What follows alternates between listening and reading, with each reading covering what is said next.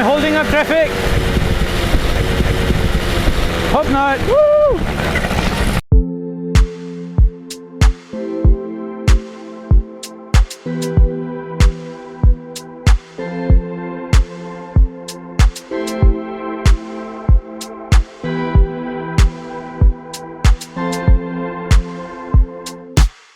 Hi guys, welcome back to another episode of Piston.my. Before we get any further, just like to say, if you really appreciate it, if you would consider subscribing to our channel so we can continue to bring you more awesome content. So today I want to talk to you about urban mobility. Urban mobility is something that modern car makers, car makers has been raving about in these modern times. Well, traffic jams are a real problem, so is global warming. Well, 40 years ago, Honda was already talking about urban mobility. Their solution to urban mobility was these two things over here. How does this work? Well, Honda had a simple solution. Pack up this bike, the MotoCompo, and put it into the boot of the Honda City Turbo. Don't believe me? Take a look. This is the life-size version of the Honda City Turbo 2, and this is the life-size version of the MotoCompo. Ladies and gentlemen, I present to you Honda's solution to urban mobility from the year 1983.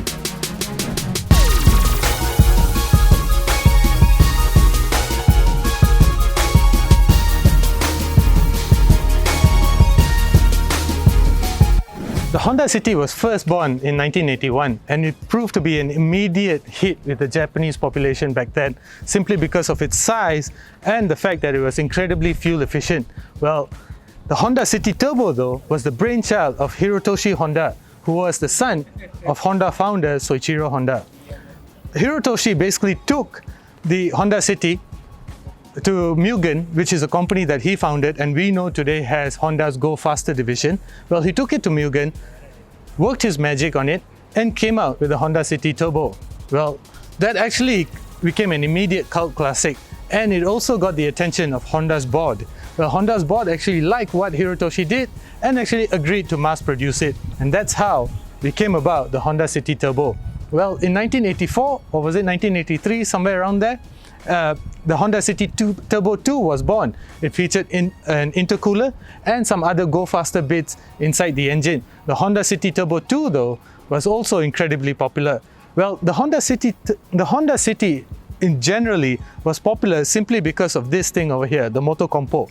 The MotoCompo, you can fold this thing up and put it into the boot. Of course, you can also buy this separately from the car as well. In fact, Honda sold more than 53,000 units of the MotoCompo.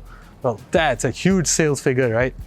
Well, also the fact that you can fold this thing up and put it into the boot also played a role in that simply because, you know, it was the solution to urban mobility before it even became a problem. So what we're going to do right now, we're going to fold this thing up, chuck it into the boot, take it for a drive, and take this for a ride later on.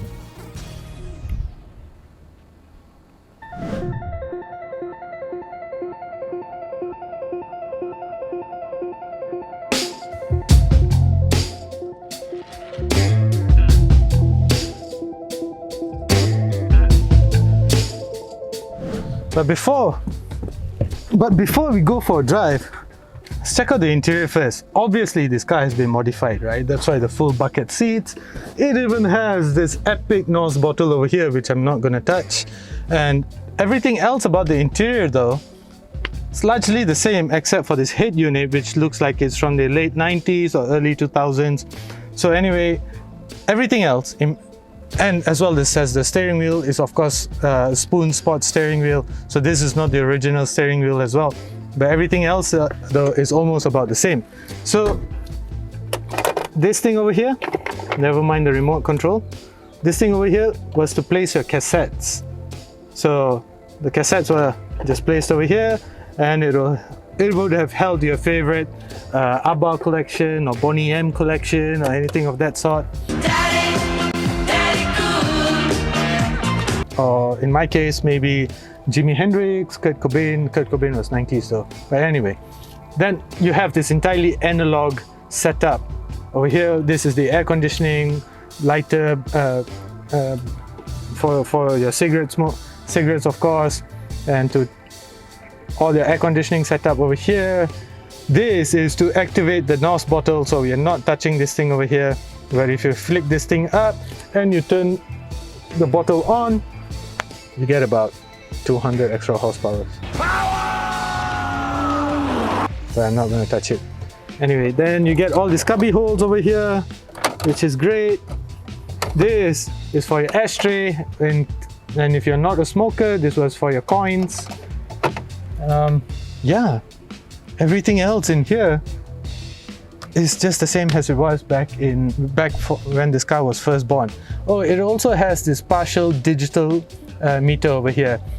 If I'm not mistaken, Honda Cities after 1984 or 1984-ish came with full analog meters. The ones before them came with partial analog meters. So this one, you can tell, was before pre-1984 lah. I also quite like the analog, or rather unusual for modern times, wind down window. Anyway, I'm gonna start this thing up, take it for a drive. It runs really well, but it's heavily modified, of course. Either way, I'm gonna tell you more about it as we go out for a drive, and I'm gonna take the MotoCompo out for a ride as well. Let's go.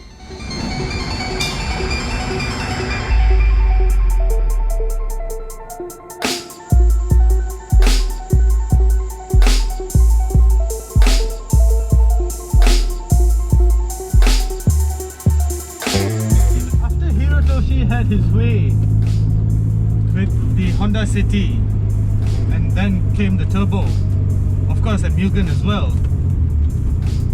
The Honda City Turbo was bound to be, it was destined to be iconic already, you know, and there's no doubt that the Honda City Turbo 2 is even more special. Well, it was wider, it featured some engine updates, powertrain updates like a revised intake, revised turbo, revised compression ratio, and its stock form, it produced 110 horsepower and 160 Newton meters of torque, which back then was a lot of fun. And even now, in the right type of car, especially for something that weighs about 750 kgs, it's bound to be special as well. And then it also had uprated suspension, which made it more fun in the corners as well. So it was about the perfect package lah, you know. But this car, however, is even more special. I mean, take a look at the seats. There's a roll cage behind. I mean, there's a bunch of things over here in this car that make the special car even more unique. It's amazingly fun to drive, and that blow-off valve, man, is incredibly addictive. It's not rocket ship kind of fast. If you're used to driving big V8s or high screaming naturally aspirated 6-cylinder engines, you are going to think, man, what are you talking about? 110 horsepower? But this is something that you gotta drive to appreciate, honestly. Because, boy, it's such a hoot to drive. And there's just something about old classic cars as well. You know, look at the glass in here. That's just so, it makes it feel so airy. It makes it feel bigger than what it is. And the Honda City, the reason why it was so well accepted, besides the fact that it was incredibly fuel efficient, and also because of its size, was also because of the way that it was packaged. The seats were upright, which created more sitting space, and that was it. Everything was a combination of things, and that's what made the Honda City so iconic back then. Made it a almost immediate sales success. And after driving this, I kind of realized why the current generation Honda City is so important as well, and why it's so successful. Simply because it has carried on the formula of the original Honda City. You know, spaciousness, incredible versatility, fuel efficiency, and all that jazz.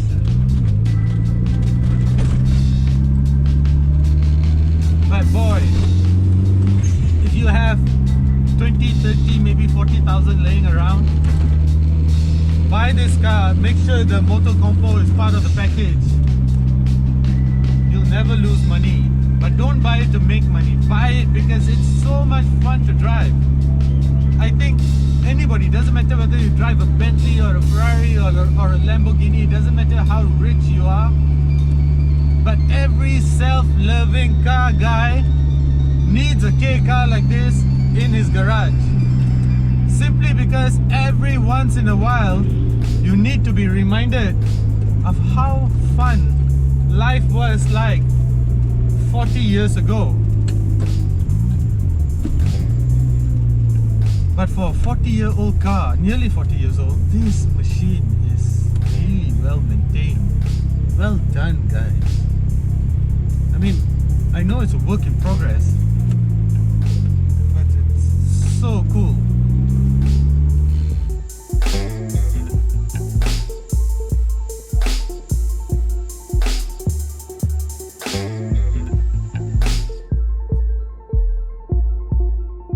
This car also recently won at the Retro Havoc. I'm not quite sure which category it won in, but I know it won. But I'm quite sure the judges didn't get to drive it, because if they did drive it, I think there would have been numerous offers to already buy this car. I'm sure they already have this. And if you hear that sound, that's the wheels scraping against the fenders. This car runs on 15-inch wheels. If I'm not mistaken, the original ran on 13-inch wheels. But to give it that stance, that, you know, fender hugging stance, I guess this was a compromise that needed to be taken. The suspension is not really stiff also. It's borderline soft as well. You do get a bit of body roll in here, which is what I mean that it is a work in progress. There are some areas that can be improved, but it is already a very, very fun car to drive.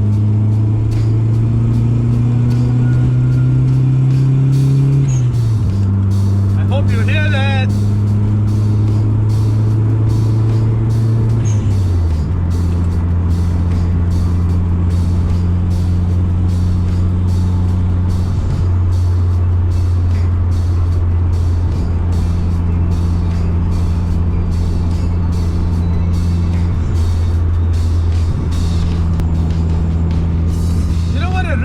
About this car is the combination of convenience that it offers. In fact, I'm tempted to buy one myself, because driving it is just so much fun, right? As I mentioned earlier. And it's just a combination of things like the packaging, the engine, the handling. And this is something that I guess I would have no problems with to drive to places like, you know, congested areas like Penang, like Melaka, you know, and just drive it there for the fun of driving, take the scenic route of course, park it somewhere, pop out the MotoCompo, and then have a different kind of fun. Because that is what the Honda City Turbo 2 offers. Versatile fun. Now let's go ride the MotoCompo. That's pretty fun as well.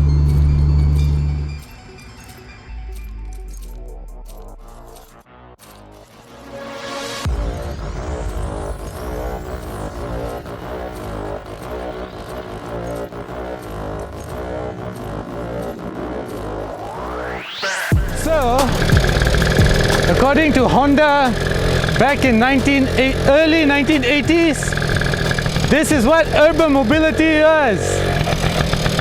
Park your car out of town, hop onto the MotoCompo and head to office.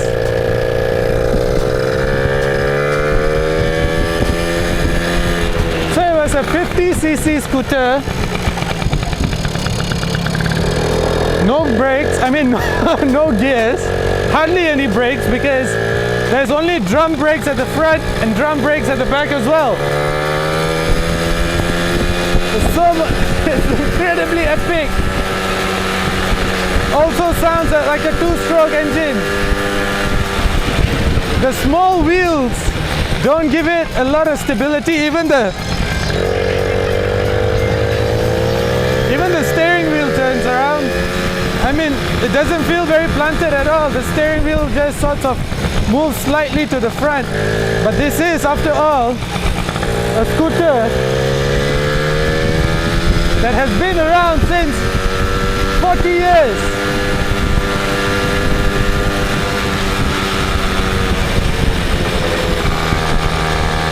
It performs really good for a 40-year-old scooter. I really hope you can hear this. Actually, it's not a bad solution. And you know what? Recently, there was also talk that Honda may revive this entire concept of scooter in a car, because there was some trademark that was patented for a name that is similar to the MotoCompo, and this makes us think that perhaps this entire concept of scooter in a car for urban mobility might just come back.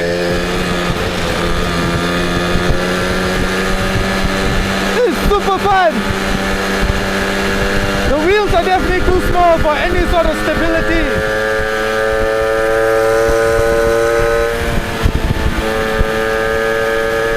It's definitely not stable at all. The controls on this bike remind me of the old Honda C70 bike. And just for proportions, look at how small it is. So buy one, restore it, keep it at home, and I think in about 20 years time, you might just be able to make some money. But if you're a speculator, don't buy it to use it. But there's another issue that I think might crop up with this bike, because if you're going to ride this thing to office, if you're going to park your car outside town and ride it to office, you're going to enter office smelling like petrol, because I smell a lot of it right now.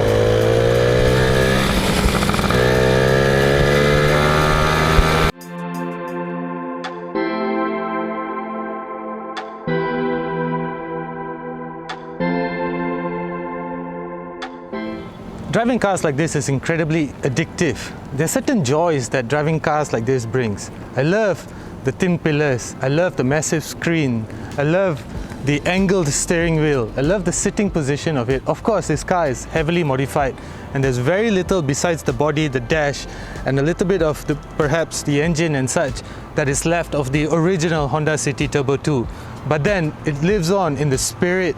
It's still incredibly fun to drive. It's still kind of fast.